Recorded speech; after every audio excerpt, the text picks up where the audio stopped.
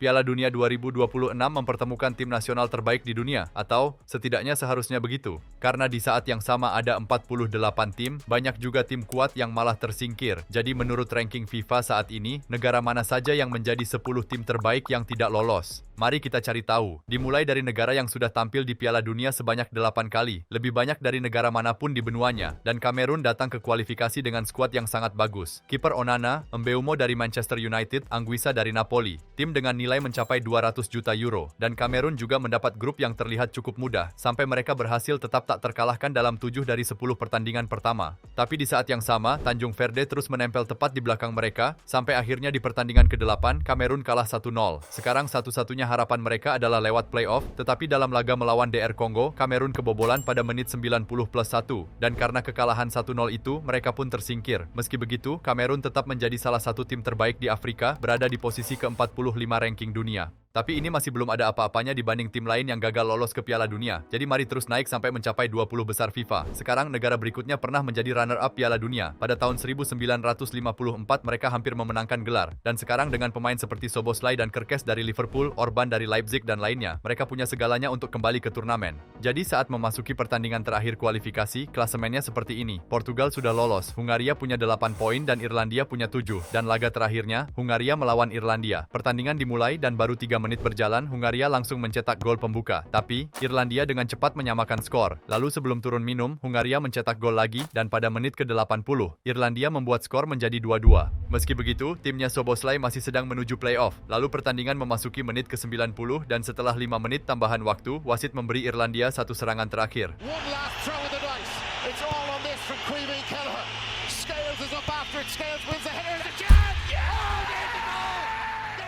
Karena itu, Hungaria turun posisi di grup dan akhirnya tersingkir. Meski begitu, saat ini mereka masih berada di peringkat ke-42 dunia. Sekarang kita lanjut ke tim nasional yang bermain di Piala Dunia 2018 dan 2022.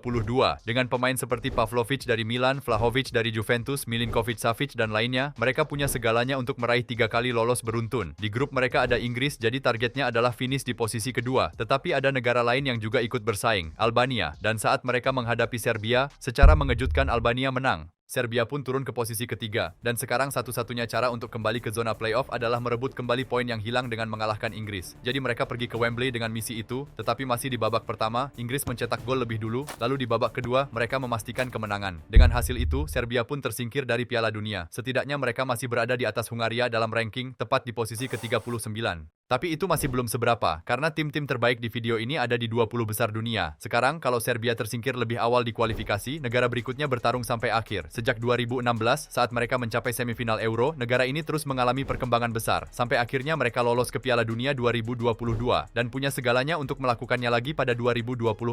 Terutama karena di grup kualifikasi mereka, satu-satunya pesaing nyata hanyalah Belgia, yang bahkan sudah tidak berada di masa terbaiknya lagi. Jadi ketika mereka menghadapi Belgia di matchday ketiga, Wales sempat bermain imbang 3-3. Mereka benar-benar memberi perlawanan, tetapi di menit-menit akhir, bek sayap Belgia mengirim umpan silang dan lini belakang tidak melihat De Bruyne di belakang mereka. Jadi Belgia mencetak gol lagi. Skor akhir 4-3. Tetapi Wales masih punya satu peluang untuk lolos langsung jika mereka bisa mengalahkan Belgia di laga tandang. Namun setelah awal yang bagus, pertahanan mereka runtuh dan kalah 4-2. Jadi sekarang mereka hanya bisa lolos lewat playoff dan lawannya adalah Bosnia. Wales menjadi favorit sampai mereka berhasil mencetak gol pertama. Tetapi di menit-menit akhir, Bosnia menyamakan skor dan pertandingan berlanjut ke adu penalti. Di sana, Johnson dari Wales gagal mengeksekusi penaltinya, lalu kiper Bosnia menepis tendangan berikutnya. Dengan itu, Wales pun tersingkir dan sekarang mereka berada di peringkat ke-37 dunia. Sekadar supaya kalian paham, mereka berada di atas Swedia, Republik Ceko, dan banyak tim lainnya. Tapi masih ada 6 negara yang bahkan lebih baik dari mereka. Dan negara berikutnya sebenarnya punya semua yang dibutuhkan untuk lolos. Tetapi gagal karena satu alasan, mereka diblokir. Itu adalah tim yang sedang berkembang pesat. Mereka bahkan pernah menjadi tuan rumah Piala Dunia dan hampir mencapai semifinal. Tetapi saat mereka masih bermain di kualifikasi Piala Dunia 2022, Rusia menginvasi Ukraina.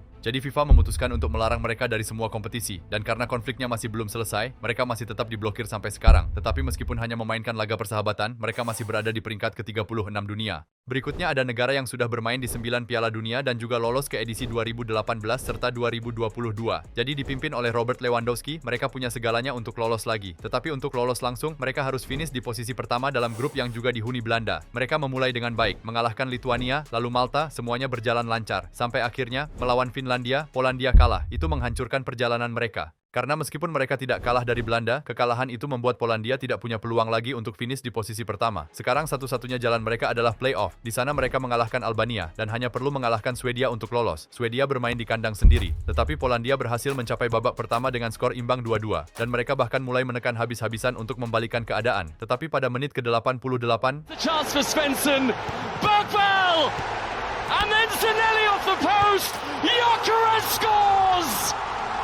3-2. Dan Polandia pun tersingkir. Dengan itu, Lewandowski mengucapkan selamat tinggal kepada Piala Dunia. Itu tetap menjadi kampanye yang cukup bagus, jadi sekarang mereka berada di posisi ke-35 dunia. Tetapi Swedia membuat korban lain di kualifikasi ini. Sebagai negara independen, tim nasional ini baru bermain di satu Piala Dunia. Tetapi dalam satu-satunya penampilan itu, mereka berhasil mencapai perempat final. Jadi mimpi Ukraina adalah lolos lagi, dan mereka punya skuad untuk melakukannya. Dengan pemain seperti Zabarnyi dari PSGE yang bernilai 45 juta euro, ditambah Zinchenko, Sudakov, dan lainnya. Lalu Ukraina tergabung dalam grup bersama Islandia, Azerbaijan, dan Prancis, di mana mereka harus finish di posisi pertama untuk lolos langsung. Tetapi mereka kalah dalam kedua pertandingan melawan Prancis. Setidaknya mereka berhasil melaju ke playoff, di mana mereka hanya perlu menyingkirkan dua tim, dan yang pertama adalah Swedia. Itu adalah kesempatan Ukraina untuk membuktikan diri. Namun dalam waktu hanya 5 menit, Alanga, that's a good ball. Nygren! And Gyökeres is there! Gyökeres benar-benar tak terhentikan, mencetak gol kedua dan ketiga. Ukraina sempat memperkecil ketertinggalan di akhir laga, tetapi pertandingan berakhir 3-1. Meski begitu, mereka masih berada di atas beberapa tim Eropa lainnya dalam ranking, tepat di posisi ke-32 dunia. Tetapi masih ada 3 tim dengan ranking yang bahkan lebih tinggi, dan berikutnya adalah negara yang lolos ke 4 turnamen terakhir secara beruntun, dengan Osimhen yang bernilai 75 juta euro, Lookman dari Atletico Madrid, Iwobi dari Fulham, dan banyak pemain top lainnya. Mereka bahkan tidak terlalu khawatir dengan kualifikasi, terutama karena mereka tergabung dalam grup yang terlihat mudah bersama Afrika Selatan, Benin, dan Lesotho. Nigeria jelas merupakan tim terkuat, tetapi semuanya tidak berjalan sesuai harapan. Laga pertama, imbang. Laga kedua, imbang lagi. Laga ketiga, masih imbang. Dan di pertandingan keempat, mereka kalah dari Benin, tim yang berada di peringkat ke-97 dunia. Itu benar-benar bencana. Jadi ketika mereka akhirnya berhasil bangkit, semuanya sudah terlambat. Dengan 17 poin, mereka finish di bawah Afrika Selatan. Sekarang satu-satunya jalan mereka adalah playoff, dan dua lawannya adalah Gabon dan Kongo. Jadi mereka mengalahkan Gabon, dan saat menghadapi Kongo, Nigeria berhasil unggul lebih dulu. Tetapi masih di babak pertama, Kongo berhasil menyamakan skor. Kedua tim berusaha sekuat mungkin, tetapi tidak ada gol tambahan, sehingga pertandingan berlanjut ke adu penalti, di mana Nigeria gagal mengeksekusi satu penalti dan 2 tendangan lainnya berhasil ditepis kiper. Kongo memenangkan adu penalti, dan untuk pertama kalinya sejak 2006, Nigeria gagal tampil di Piala Dunia. Meski begitu, mereka tetap menjadi salah satu tim terbaik di Afrika, saat ini berada di peringkat ke-26 dunia. Sekadar supaya kalian paham, mereka bahkan masih berada di atas Norwegia. Tetapi jika Nigeria kuat, negara berikutnya bahkan pernah menjuarai Euro dan sedang mengejar penampilan ke-7 mereka di Piala Dunia. Dengan pemain berpengalaman seperti Schmeichel dan Eriksen, ditambah talenta muda seperti Højlund, Isaksen, dan Hjulman, mereka memiliki skuad senilai hampir 400 juta euro. Dan untuk lolos, mereka hanya perlu finish di posisi pertama dalam grup bersama Skotlandia, Yunani, dan Belarusia. Semuanya terlihat mudah. Namun di pertandingan pertama, mereka malah bermain imbang melawan Skotlandia. Lalu datang hasil-hasil besar, kemenangan 3-0 dan 3-1 atas Yunani, serta kemenangan 6-0 melawan Belarusia. Namun ketika matchday terakhir tiba, mereka hanya unggul 1 poin dari Skotlandia, dan laga terakhir adalah melawan mereka. Denmark hanya membutuhkan hasil imbang untuk lolos, tetapi dalam waktu hanya 3 menit,